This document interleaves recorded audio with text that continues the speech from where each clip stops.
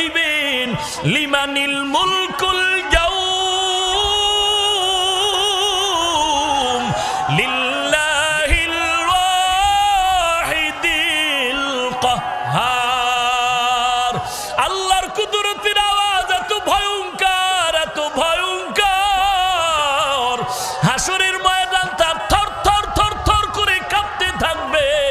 আল্লাহ বলবেন আজকের দিনের রাজত্ব কার? কেউ জবাব দিতে সাহস পাবে না। আল্লাহ পাকের ভয়ঙ্কর আওয়াজে হাসরের ময়দানটা কাঁপতে থাকবে। সাহাবায়ে কেরাম সহ নবীরা, বেঈমানেরা বেহুশ হয়ে যাবে। জবাব দেওয়ার কোনো উপায় নাই। আল্লাহ নিজেই জবাব দিয়া বলবেন লিমানিল মুলকুল ইয়াউম